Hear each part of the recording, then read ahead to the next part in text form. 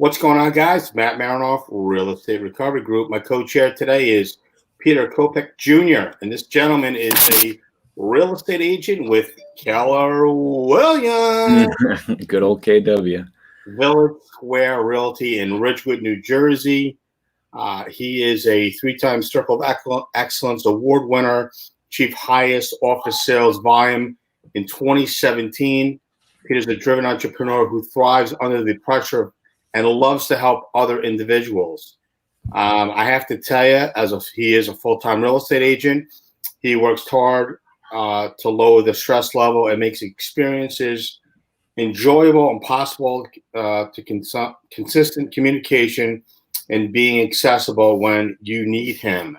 This goes for his selling, the buying, the people that are tire kickers that want to find more out about real estate. So, Pete, I appreciate you coming on today. Absolutely, Matt. Thanks so much for having me. I appreciate it.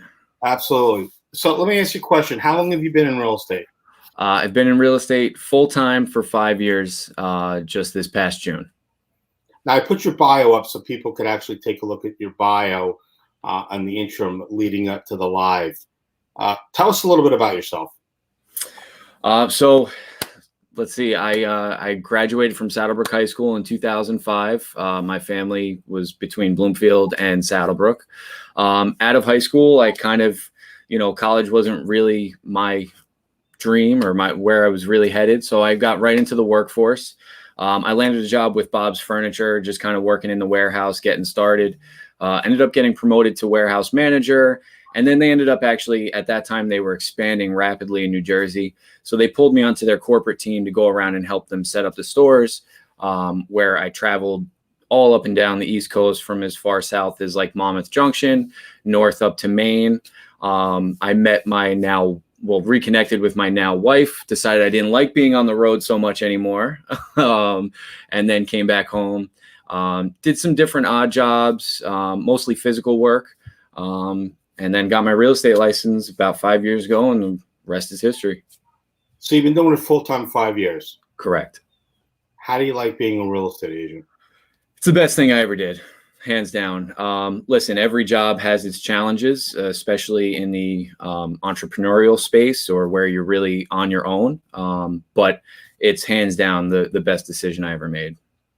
So being in the real estate world, I mean, obviously you had jobs, or you had a job that was probably 9 to 5, and you were W-2. Now you're not a W-2. Now you're basically relying on your wits about yourself and being able to go out there, promote yourself, and do the right things for other individuals.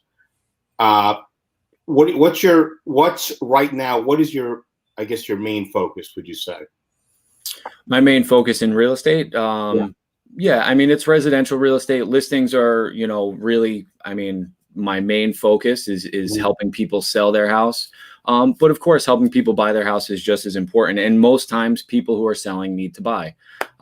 So really my main focus, though, as far, kind of taking it a step further, is just educating people. I find so many times that a buyer is out there searching for a house. I actually have 2 people who were just referred to me. They're working with an agent, and I asked them, I said, so you know what happens after attorney review, right? And they're like, no, not really. So something that I learned quickly is people need to learn. They need to know what they're getting into before they're just going out and finding a house. Right. So really my main focus, and something that I implemented in my business recently, well, within the last 2 years, has been, before we're going to go out and start looking for houses, we're going to have a conversation. I have a presentation made that goes through everything from closing costs paid at closing to after closing. And the same thing is true for sellers. Like, what are your net proceeds? What are you actually pulling out of the sale after all selling expenses? So my main focus really is just kind of the groundwork or the foundation before we go off on this adventure of buying or selling real estate. And I also find that a lot of times people have this idea in their head and it all seems great, but I know from my experience, right? Like getting ready to get ready, until you actually have numbers and figures and the process in front of you, you're really just spinning your wheels. And I've really found that doing that first step has made a huge difference in my business and my clients. So it's funny you mentioned the foundation. I use that analogy all the time. I talk about how no matter what it is that you're doing in life, foundation is important, especially in real estate, especially with the distress side of real estate that we work on. I tend to think that everybody's like, we'll worry about it later. We'll worry about it later. Nah, that's not necessarily the case. But I guess it would apply really to mainstream real estate as well.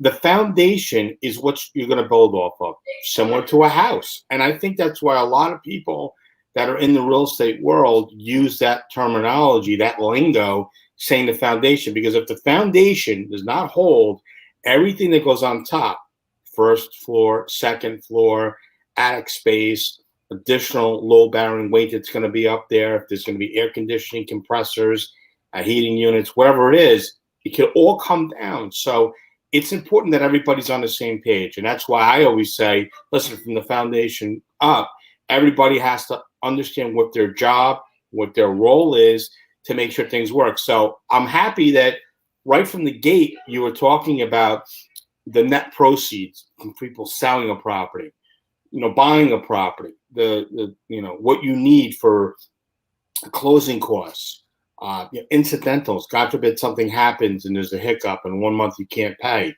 That's why it's funny when people are like, oh, I got to get a 15-year mortgage. Why?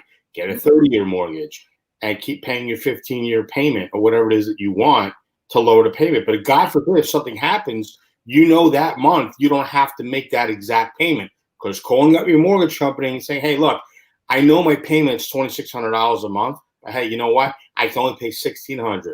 All right, well, don't make your payment, because if you make your payment's going to get kicked back. People listen to the other people on the side of the bank, customer service, and they might say something that might be incorrect at a later date. You really can't go back to your bank and say, hey, but you told me. Right. That's why I tell people, always find out who you're speaking with. What was the extension? What department? What area? What call center? Whatever it takes to get the information from that, specific person. Yeah, for sure. And just to that point, right? You can pay a 30-year mortgage in 15 years, right? Correct. So yeah, I'm with you on that 100%. Yeah, I understand why people want the lower payment. Yeah. God forbid something happens, then what? So let me ask you, Pete, why did you choose to become a realtor? So from an early age, I knew I wanted to do two things. One was drive. I couldn't wait to get my driver's license and get out and start driving. And the second was to own a house. My goal was to own a house by the time I was 25. Didn't hit that goal, but I did get it when I was 30. So, not so bad. But the reason that I became a realtor, so as I mentioned earlier, I did a lot of, physical jobs. Some would say blue collar, even though I kind of hate labels. But so after I came back from working at Bob's, I helped my buddy out with some helmet reconditioning, just different odds and ends just to kind of make ends meet. I actually ended up started a small landscape company, which I ran for about 2 years while working full-time in the landscape industry. So pretty tiring every day. And I just, growing up, my family actually ran and owned and operated a mortgage company in South Jersey. So the mortgage talk, real estate talk was very, always at the dining room table, always in my house. So after kind of reaching a point of just kind of working the blue collar jobs, being dirty, which I do love, don't get me wrong, but I wasn't really helping anybody. Sure. Mm-hmm. I was cutting grass. I was making it look great, but I wasn't really helping anybody. And I just felt like I could do more. Like there was more in life out of me. So I went for my real estate license when I was working full time, took the long path, 6 months at night. And then I got my real estate license kind of intending to just dip my toe in as a part-time realtor. After about 6 months, I realized that there is no dipping your toe in as a part-time realtor. It's extremely difficult and it's hard for you to grow your business and it's hard to really give your clients the best service. Ended up going in full force. And yeah, it's been going ever since. So that's really why I became a realtor. Yeah. That's amazing. It's funny. I think people become realtors in my opinion, for the wrong reasons. And I don't think they realize they're like, oh, I want the freedom. I could do this. I could do that. My hours are going to be between, 11:59 and 12:15 p.m. No. I mean, you're an entrepreneur. So let me ask you this question. Why do you think people, well, let me back up for a second. It's funny, when people get into real estate and they're part-time real estate agents, it gets me nuts when I ask a real estate agent and I talk to them, and if I'm working on a short sale with them and I say, well, listen, we need this information right away. I'm a part-time agent. I don't give a shit. That's not like, you go to a heart surgeon and you tell the heart surgeon, listen, we got to get this done. I'm not feeling good, whatever. I get it, but I'm actually going to be on vacation for the next 30 days. But when I get back, because right now I'm actually, part-time, I'm not full-time, you would flip out. Nobody wants to deal with anybody who's part-time. I don't give a shit who it is. Or you're a dog walker and you clean up crap, or, you're a comp controller for a big company. Nobody wants to hear part-time. So why do you think people become realtors?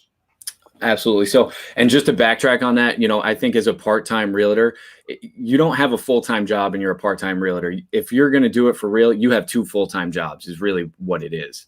Wow. But the reason I think people become realtors is similar to like what you said. I think people think that it's easy money.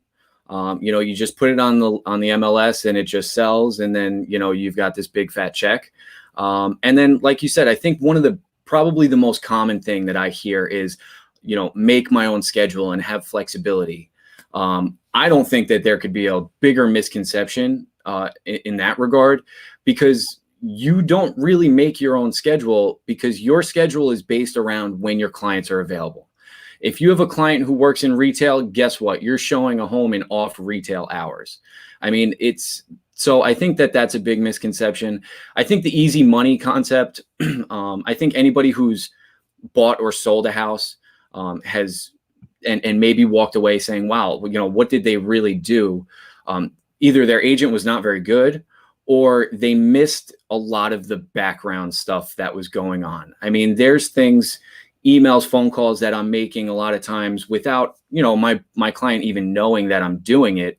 It's almost like, if you don't hear from me, that's good, because I'm working really hard back here to make sure that you don't hear from me. When you hear from me, it means something, maybe is not going great. So, and then I think that's kind of, there's really two kinds of people who become realtors, right? There's that end of it.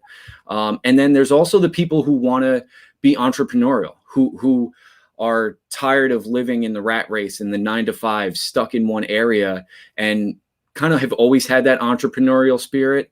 And real estate has a pretty low barrier to entry as far as getting your license and all that kind of stuff. So it's a really great way. I've seen people come in as realtors, get that business and entrepreneurial experience, and then go off and grow great businesses in other regards. And just really take control of their life. And it's not making your own schedule, but it's being able to control how much income you make, how your business is run. I think those are really the two kinds of people that become realtors and why they become realtors. I think people want the freedom. I believe that they're entrepreneurs. And I've actually spoken with a lot of real estate agents. I think it would be fun to actually, for a name for a book, Why Did I Become a Realtor? And me actually interviewing real estate agents. It's funny because I think that real estate agents that get involved in real estate primarily, and I could be wrong, but based on my experience, they're either doing it for the wrong reason or they're doing it for the right reason. The wrong reason is they think, hey, this is like HGTV, and you're gonna wrap up a whole listing, a whole reno, a whole going to the public auction, and at the end of the show, we're like 12:36 or whatever it is, whenever the show is on, they sell the property and then they break down everything, and that's what it is. Right. That is not reality. That is, that's what they call it, reality TV. That's what they call it. It's I think it's an escape for people. So I think people need to realize what they're doing, why they're doing it, and get to the end game. I've met many people that are real estate agents, not really what I want to do. I love working with people, not excited about the house aspect, but I am good at working with people. But I want to become a therapist. I want to become a doctor, or I want to become an attorney, or whatever it is, or I want to get away from swinging on a pole, whatever it is. So at the end of the day, there are good reasons and there are bad reasons. And if somebody has good reasons and you think they're bad, That's okay. They have bad and they think it's good. That's okay too. But I think in the mix, it's all about customer service. Yeah. Yeah, I agree. And I think that people need to figure out, what part of the team do they want to be on? Do they want to be the elite? Do they want to be like the three-time Circle of Excellence Award winner? 2007. I mean, that's pretty stellar, dude, for 5 years being in the industry full time, 3 times to hit that plateau. Wouldn't you agree? Yeah, I appreciate that. I'm not one for, awards and that kind of stuff. So I get a little embarrassed about that kind of stuff, I guess. But yeah, I mean, certainly I'm proud of it. It's definitely an achievement. But ultimately, my goal when I get up every morning is not to earn awards. It's really to help as many people as I can, Right. Provide, and create a life by design, the life that I ultimately want to live. Right. And put food on the table for my family. So I appreciate you saying that. I guess I get a little funny about the awards because Look, the 12 o'clock show that I do Tuesdays and Thursdays right now is to spotlight individuals like yourself, educate others, and show them that there are actually real people out there that can actually help and add to the bottom line. Guys, my coach here today is Peter Kopec Jr. If you want to reach him direct, you have any questions about real estate, maybe how to get into it, maybe he can direct you, maybe he's looking for people to be a part of his team, you can reach him direct at 201-396-7675. It's 201-396-7675. You can call or text. Do not reach out after him after 10 o'clock at night. His wife might get a little scared. You send me a text. I'll get back to you tomorrow. Send her a text. Peter, do you remember the first transaction in real estate that you were involved in? Yeah, absolutely. Yeah, absolutely. Tell us about it. So I was fortunate enough to start with a great broker, a mentor still to this day. I think you know him. We spoke about David Finale. He's a great guy. Fortunate enough to get me off to the right foot. He helped me as I had a buyer who was, of course, the first one is always a doozy. It had 2 properties, 2 houses on one lot. An additional lot. It of course it had a bunch of funky things to it. What's that? Of course it did. Of course it did. And it's only gotten crazier since then. And we could we'll talk about that in a minute. But so it was really cool. It was a unique situation because it was kind of a 3-family, but it was on 2 separate houses. So we had to kind of figure some stuff out with the town. I was fortunate to have Dave behind me the entire step of the way. And, I think one of the funniest things, we talk about getting into real estate and why I did. I mean, investing in real estate is something that I'm very passionate about and that I believe in. I have I have 2 properties now, one that I live in, one that I rent out. This house, as I said, was 2 houses on one lot. If this were now that I were showing that house, I probably wouldn't have showed it to him. I probably would have bought it myself. So it was a great investment for him. It was a great process. It went pretty smoothly. Aside from all that stuff, once we got that stuff out of the way in the beginning, and we're still in touch to this day. He's a good guy. And yeah, that was pretty much my first real estate transaction. Other than that, it really wasn't too crazy, but it was such a great experience. I remember going to that closing and just, blasting my music and just feeling like I did it. I finally did it. And it was just, because there's a lot of work that goes up to that. I mean, I think you see all these realtors on there that post, sold this house, sold that house, sold it. And they don't see, the public doesn't really see all the calls, all the rejection, all the, different things that go into that. So it was a great feeling. And it was the moment when I kind of validated like, okay, you can do this. Look, I would think that remembering your first transaction and everything from there, that's good stuff. Do you remember in the last 5 years your absolute worst transaction? Well, so there's 2 kinds of worst transactions, right? There's a bad transaction where, issues just keep coming up and it feels like it's never ending, but you're working with great people and you can swallow those a lot easier. And then there's other transactions where the relationship between you and your client just isn't exactly what you thought it would be. And sometimes that, I would say, is probably the worst transaction. So it depends what you mean by worst transaction. Listen, that's eye beholder, whatever you feel. It could be anything at all, but my worst transaction was easily a person who I met, started off really nice and cordial. And then it just got very nasty as things went on. Some things are beyond your control. Some things are within your control. But there's never any reason to talk down to somebody. And then about a week or two after the property had sold, I had the seller. The buyer had called me and said, hey, the air conditioning is leaking. Like, do you know anything about it?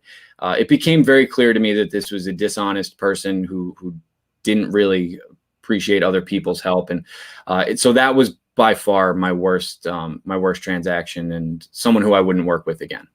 Okay. Well, listen, I personally, I can relate to that. I get that. So I can appreciate that. Yeah. My guest today is Peter Kopec Jr., and we're talking about real estate. We just basically went over first transaction real estate and a little medley of worst transaction in the midst of all those. Are you happy with the way the market is right now? No. Okay. No, I'm not. So right now, based on the way the market is, why do you think the real estate market is going crazy? So I think there's a couple of reasons. It's kind of a perfect storm right now in the real estate market. Listen, if you're selling, it's great. You're getting people falling over, knocking over your door to get to your door. I had a listing last week that we put on the market. Showing started on Tuesday. We had 33 agents show it. We had to actually cut it off after 7 p.m. The open house, we had about 40 to 45 people walk through the open house in about 2.5 hours. Multiple showings after that, and then 15 offers by Tuesday at 5 o'clock. So yeah, right. So that's great for a seller. Fantastic. Now for buyers, it's a very difficult market. You were seeing a lot of appreciation, but to get to your question, the reason I think that the market is as crazy as it is one, interest rates are at an all-time low, which that's not news breaking. Everybody knows that. Right. Homes are selling for much more than what they were 6 months ago. But I think probably the biggest reason, or one of the biggest reasons, is that people have been in their house a lot, right? So they're starting to see that either their space is too small, they don't like the layout of things, they need a home office, they bought that open floor plan, and now they actually realize they need some more space to themselves to work from home. So I think you're seeing a lot of that motivating people to get out of their house right now. And I know one of the big topics in the news right now is people just leaving in droves from New York City. You'll see the media point out the vacancy rates, percentages and stuff like that. I think that is actually, although it's happening and we certainly are seeing people come over from New York City, I think it's a little exaggerated, because I think when you look at 70% vacancies or 90 or whatever the number is, I don't think that takes into consideration that we're not talking about the normal, I say normal, but the people like you and I, the working people who don't have millions of dollars to spend on, a Soho flat every month. Those people are not running to the suburbs of New York City. Those people are in New York City, Florida, North Carolina. They're in their second or third vacation home. So I think there's some misconception there. And that's pretty much my take on what's going on in the market right now. But listen, if you're selling right now, I think one of the big things is, well, if I'm selling in this appreciated market, I'm also buying in this appreciated market. But if you actually sit down and do the numbers, you're still going to be paying less because of how low rates are. So it's just created this perfect storm. What's your area of expertise? My area of expertise, I'd like to say it's in investment properties, but I have more. I would say I have more experience in residential sales and purchases. So you like working with investors. You like working with homeowners selling and buying. You know what? Let me correct myself. You love. I do. Because you could tell in your voice, you could tell in your passion. Look, let's face it. We all know you like the Giants. You get that stupid, dumb helmet on. Yes, sir. Giant fan. You would not be on this live right now. I had to sneak it. I was wondering before we got on this call. What's your team? I'm not going to say. Sounds like a Jets fan. Yeah.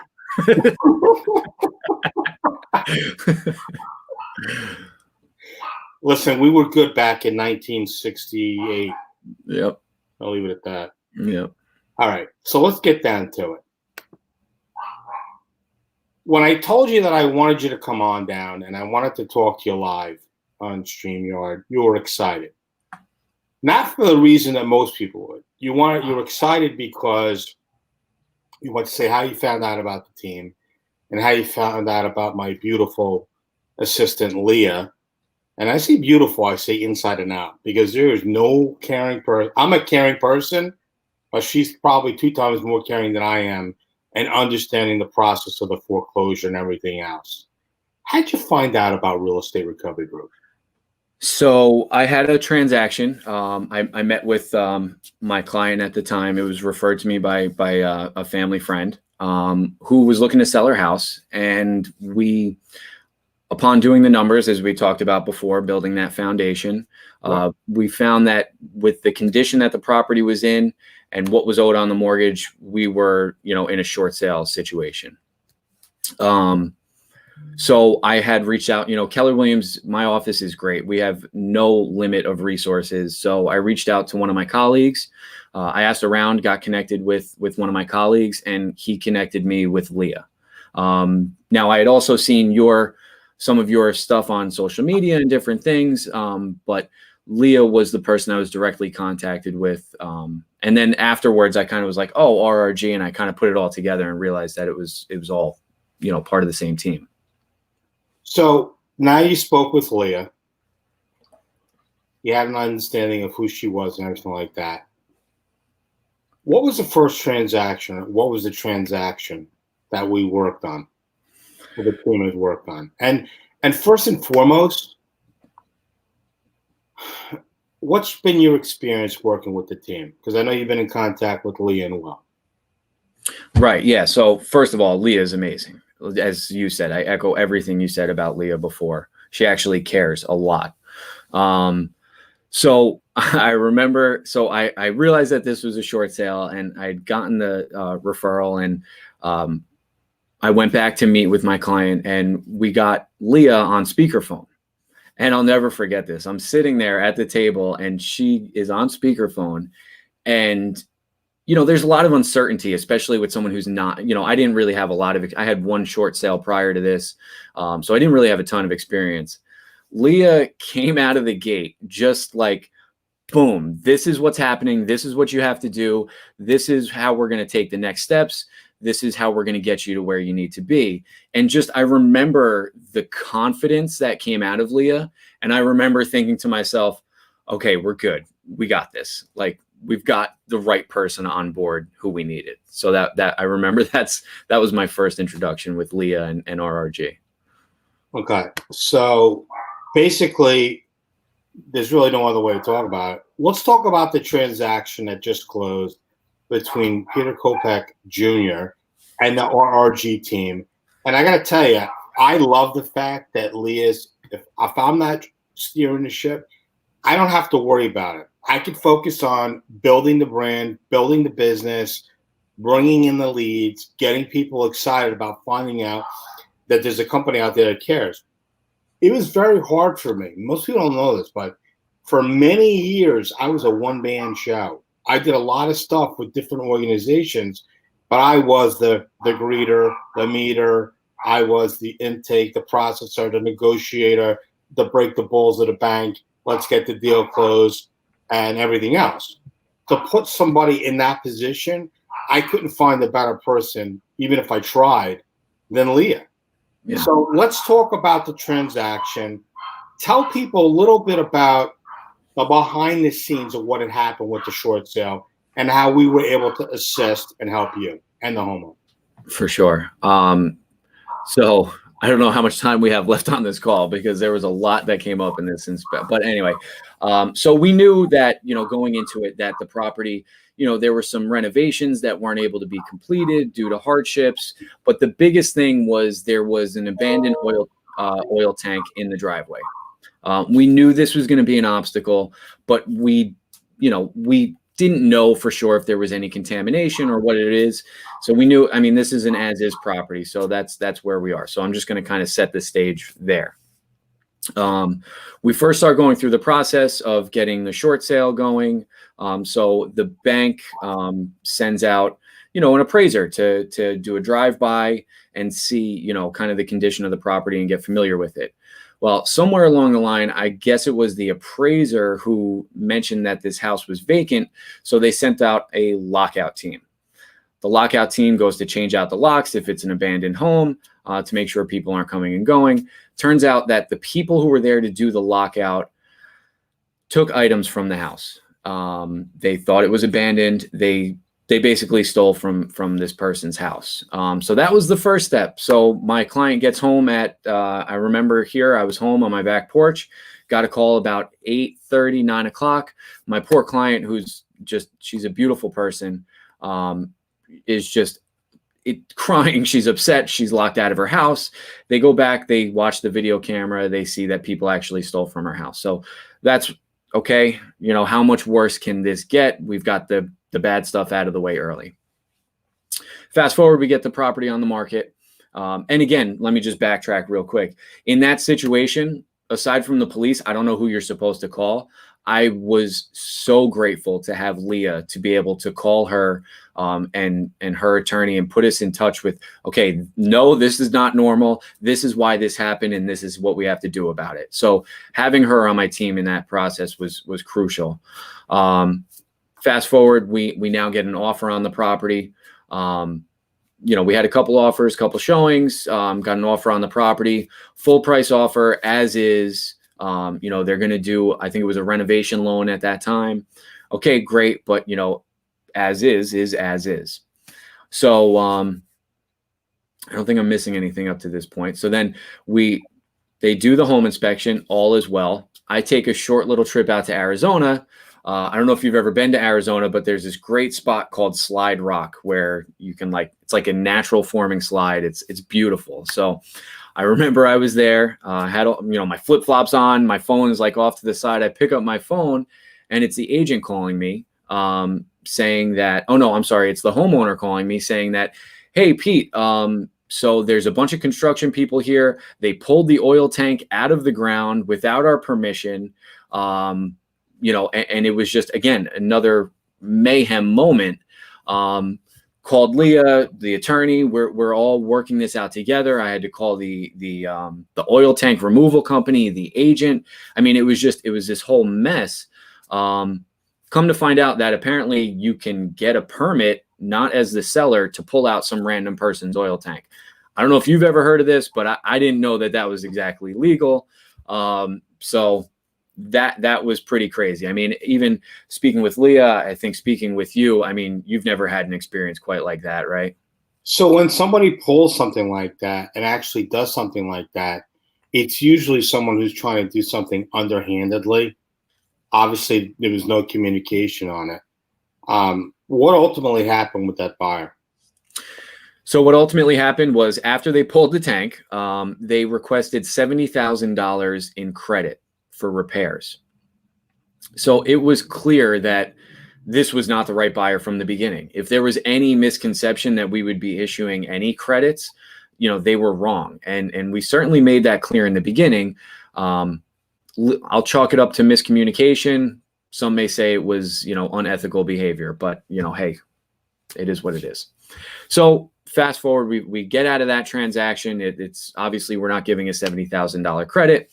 We put it back on the market at a price reduction, which we were able to get approved. New buyer comes in. They're awesome. Cash, they're investors. They have experience with this stuff. We actually, because the oil tank was pulled, we now know that, there is contamination. So we had to get a soil test done.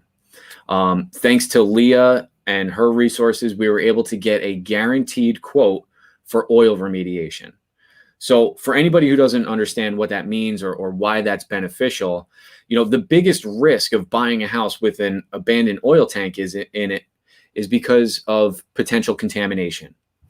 And potential contamination could be anywhere from $5,000 to hundreds of thousands of dollars. So it's an incredible risk to ask a buyer to take on, or an investor.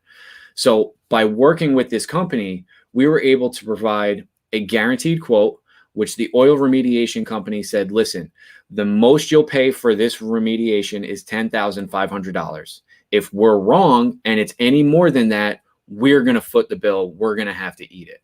So you can't ask for a better, for that scenario, you can't ask.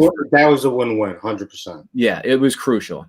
So new buyers came in, cash buyers, they understood, the whole oil tank. We had a little hiccup where they were in the house when I didn't know they were in the house, and the homeowner showed up, but it was really misunderstanding at that point. Nothing major. So we're getting there. We're just about to close. Our scheduled close date is the end of March 2020. Well, we all know what happened in March 2020. COVID-19 happens, coronavirus hits. That same investor, I was told, lost some money on some other properties or investments or something like that. So now is trying to stall the process, which we just needed one last document signed to get this thing closed, and we could have held off on the closing date, but they just weren't willing to work with us. So this deal unfortunately fell through as well. The buyer just wasn't willing to cooperate at that point. Well, now that's 2 buyers gone. 2 buyers. Uno dos. Uno dos. So the old adage, right? 3rd time's a charm. Hoping not for three strikes and you're out. We put it back on the market now in the middle of this pandemic. So, at this point in time, this was, late March, early April. Nobody really knew what to expect. This was before the market really picked up. So we did our best. We put it on the market, did the whole, virtual tour and all that kind of stuff so they could see it without going into the property. Connected with this really awesome buyer. She was, I knew it was good because she was asking all the right questions from the beginning. We were able to get her in there and figure everything out. Long story short, we closed, September? I guess it was the beginning of August. And the homeowner, there's really not much to that story because she was just so awesome. She understood everything from the beginning. And we were able to get this great person out from underneath, a home that due to hardships, just wasn't able to make the payments and was really in a tough spot, and now can continue on with her life, start fresh. And it's a great feeling. It really is. So let me tell you something that I didn't divulge before, and I wanted to do it live because I thought it'd be entertaining. 2 weeks after the closing, I got a phone call from a buddy of mine. He says, dude, you involved in that property, had the issue with the oil tank? Gives the address. And I go, yeah. I go, how did you know? He goes, I saw the verbiage that Real Estate Recovery Group uses. He goes, my buddy was supposed to buy that property. And I said, and he goes, for whatever reason, he just thought it wasn't a good deal. He's going to have to put too much money into the transaction. He was worried. I told him, you're out of your mind. Solid transaction. And are you out of your mind? You had a guarantee, or there was a guarantee in place as far as the amount of money for the oil remediation removal. He would have given him the money, but the guy didn't want to move forward, just so you know. Oh, that's so funny. Isn't that weird? Like how everybody's intertwined and knows everybody. Very small community, I'll tell you that. It really is. It really is. It's funny how people react. Their action or their reaction to an action sometimes is so overwhelming, and they almost psych themselves out of not getting involved in the transaction. And sometimes people say the best transaction is a transaction you never got involved with and from the big, and closed on, and then you look at it and you kick yourself. All learning experiences. The issue that Real Estate Recovery Group has, and my whole team has this passion, is you can't fake it until you make it, not with a distressed sale. We love working with you. Leah and Will raved through the process of how great you were and how solid you were as an agent. People buckle underneath the stress and the pressure because they feel that maybe they might not be adding the right value, or they feel that maybe they're giving away the farm, or they feel like, well, if the property sells for, $30,000 less, I'm going to make less of a commission. When you're dealing with the distress side of real estate, you're always shaking your head because you already know where I'm going with this. When you're dealing with the distress side, it's not about you. It's not about me. It's about the person that's in trouble, and it's about the person who wants to buy the house. Money, when on the distress side, we're hopefully doing some good. We want to get people out of the situation that they're in, put them in a better situation. So I guess my question is, now that you know who the company is, you know that Leah is obviously Real Estate Recovery Group, with the team. You haven't heard me say once that she works for me. She's my employee. At the end of the day, anybody that works with me is just that. They work with me. They're on my team. Team is so important.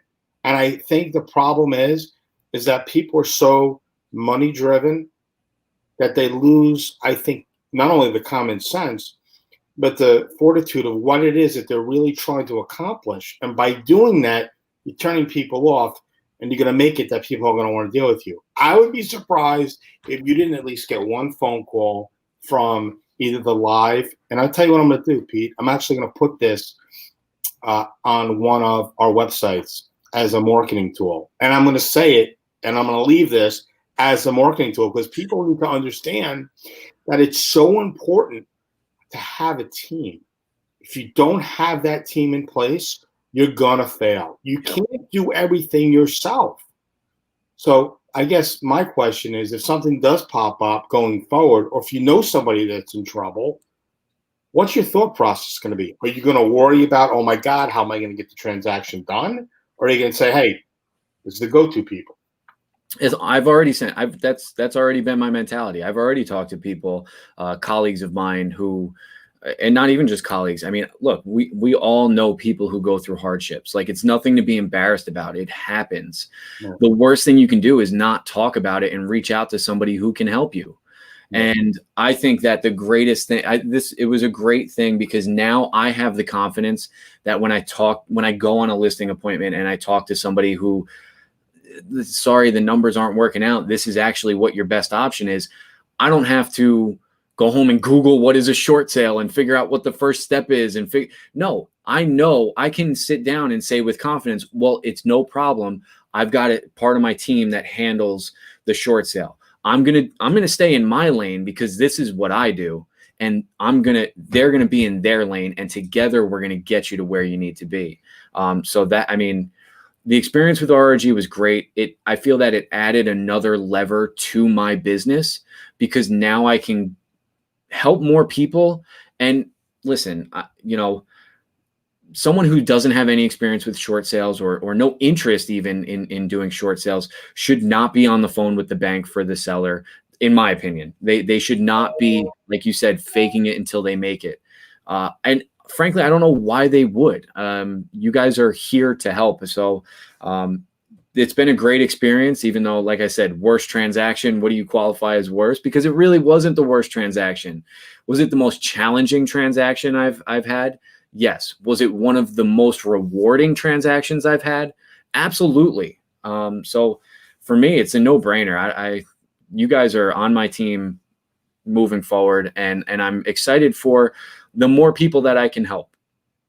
I appreciate that. That means more than you actually know for me, because when I had started and wanted to start out to build this aspect of my business and build it out, it was about helping other people. It's not always about the money. It's about doing the right thing. Doing the right thing, the money follows. So there's multiple things that I'm working on right now to obviously better our Real Estate Recovery Group and work with agents. I'm going to leave your information on here, and I'm going to say multiple times, and I'm going to leave it in there, Peter Kopec Jr. From the last, you could call. His number is 201 396-7657, 201-396-7657. There's nothing to hide. There's no smoke and mirrors. It's if you do the right thing and people see you do the right thing, they're gonna reach out. And maybe you might have collaboration with somebody else in another part of the country that say, hey, look, I can't handle this transaction. I don't know what to do. Can I reach out to Matt, the team, Leah, Real Estate Recovery Group, whoever it is, to reach out with them? That was the whole purpose of taking the company nationwide. Leah, I think, was like, what are you doing? Why do you want to do it? We're in Jersey. We've got a lot of business in Jersey. Why go outside? And maybe you can relate to this, being from the sales aspect of it. You know how many people reach out to us now a week that are like, hey, I have this problem. I have this scenario. This agent's not doing this right thing. I don't know what the investor of my loan is doing. The service is not helping me. The agent seems like they're fumbling. They're dropping the ball. We're not out of a return review. We went out of a return review. People didn't realize it was a short sale. They didn't realize the severity of the oil contamination, or there's construction issues. It's an as-is sale, but there is ways around negotiating that as-is part, but you have to be methodical about it. Coming at it, shooting out of a gate and saying, I want a $70,000 credit, that's ludicrous. Right off the bat, they're going to be like, next, because they're not serious. Right. So it's good to work with individuals like yourself. Let me ask you this question. Knowing that how we work, even if you didn't meet us, what would you do going forward in real estate? Or what does this experience help? Because people look at experiences, and some people are like, oh my God, it was an epic fail. I failed. I feel I'm horrible. Or they could say, hey, you know what? I failed forward. I learned. This is an experience I learned from. What's your takeaway from all this?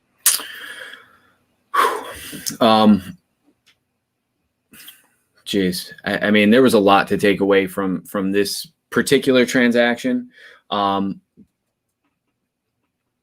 It's hard to really kind of nail it down into one kind of thing. But I guess, one of the things that I wanted to take away from this was like that first buyer. I feel that I should have seen it coming a mile away, like in retrospect. You know what I mean? I think in the moment I was a little, it was a highest offer. It was, good. We're going to get this right off the bat right away. I think maybe I was a little more emotional than I probably should have been, as far as, I just feel that I should have seen that coming. And I feel that I will definitely see that coming the next time, in a similar situation. 100%.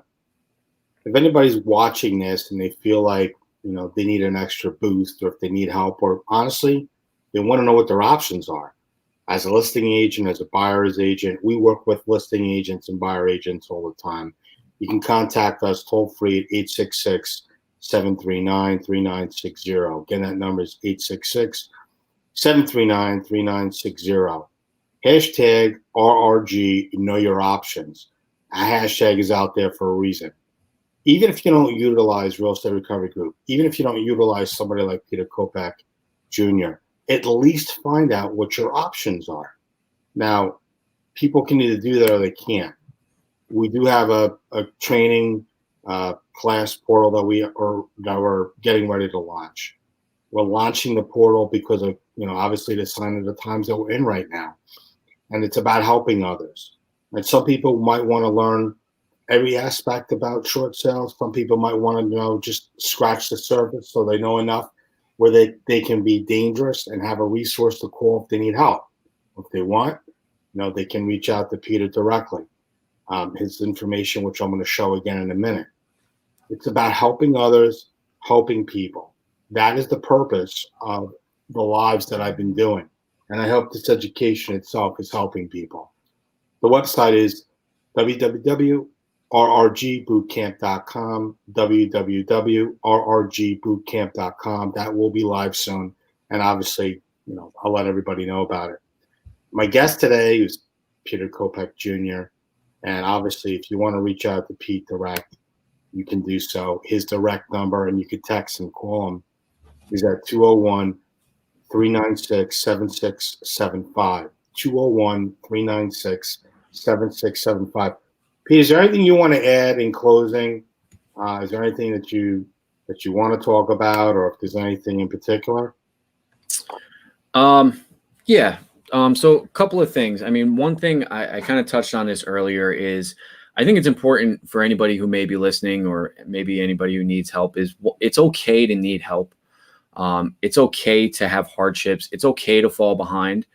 The worst thing you can do, in my opinion, is continue to make the same mistakes month after month after month. The sooner you get ahead of this, the sooner you can fix it. And the easier, I think, would you agree, the sooner you get in front of this, the easier it is to help rectify something like a short sale or foreclosure? 100%. People need to know their options. They absolutely do. And one thing else that I'll say too is I've had,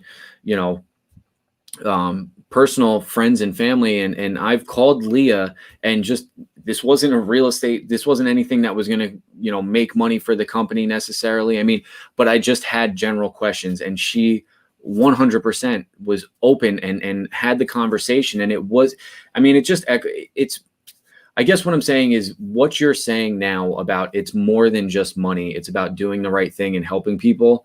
Yeah. I mean, it echoes throughout your company, from Will to Leah to all the people that are in your company. I mean, from meeting you, not that long ago, and kind of getting to know each other. It's not just lip service, it's real. And I'm just super pumped to work with you guys. And like I said, to have that confidence now that when I go into somebody's house, or I know somebody who is going through a hardship, because listen, I've had hardships in my family throughout, growing up and just in life, it happens. And it's nothing to be embarrassed about. And it happens to more people than I think And I just don't think, anybody who's watching right now or who knows you, just understand the incredible resource that you have with Matt and Leah and the whole team. They're here to honestly help you. They're not here to take anything from you. And I'm excited to know you, to continue to get to know you. And like I said, have a great resource in my business and on my team. So I'm excited. I appreciate that more than you know. That means a lot. We only want to help. We don't want to hurt. And like I said, if somebody doesn't want to work with us, that is okay. Use Real Estate Recovery Group as a resource to find out what options are. Contact Peter as well for a resource. Find out what the options are, as well. You like working with investors. You like working with home buyers, first-time home buyers, sellers. There's a reason. What areas do you cover? Oh, so I grew up in Saddle Brook. So Southern Bergen County is my, that's my niche area. But I mean, I've worked as far as Parsippany, Sussex, some Sussex County, West Orange. I mean, so, today's day and age, I feel that it's a lot different than it used to be years ago, right? Where you used to have to go, I want to live in this town, so I need to walk into this town's real estate office. I mean, everybody has resources through online, Facebook. I mean, just everything. So it's not as limited as it used to be. But my main focus is really, the Bergen County, Passaic County, Morris County areas. Awesome. All right. Guys, my special guest today was Peter Kopec Jr. You can reach him directly at 201-396-7675. Again, his number is 201-396-7675. I'm going to leave the number up as we go out. The 12 o'clock shows are important. They're Tuesdays and Thursdays right now. We're always looking for guests. We've had people recommend certain people. I'm sorry, it has to be real estate related. Although we like all the other options that people brought up, one of which might have got me flagged from Facebook. I'm not even going to bring that topic up. But I do appreciate everybody's candidness and willing to watch the show and share the episodes, stuff like that. Pete, I appreciate you coming on. At the end of every show, I ask people if they can emulate the finger point. So I want to know if you can do the finger point. I like it. I'm going to give pretty good. Left or right? I'm a finger guns guy. I'm always shooting the finger guns off. So it's not a gun. That's the problem. Oh, okay. See, that's okay. So I was close. You see how I'm doing it? You're usually like looking down the thing too. Yeah. See, yeah, no, it's good. You got it. It's hard to emulate, but mine's a 10. On an effort, I'm going to give you an 8. Okay. I'll take it. I'm gonna give You know, I got somebody in mind who I think would probably do a pretty good finger gun as well. So, or no, finger point. Right. Well, let me know when you have them. Even if you want to do like a video, shoot it to me, whatever. You'd be surprised at the crap that people send me with a finger point. Start. You get fingers involved, things can get very complicated. It's out of control. Gynecologists included. Guys, Real Estate Recovery Group, Matt Marinoff, thank you so much for watching. Remember, it is not a no until you get a restraining order. My guest today was Peter Kopec Jr. Take care, everybody. Hold on one second.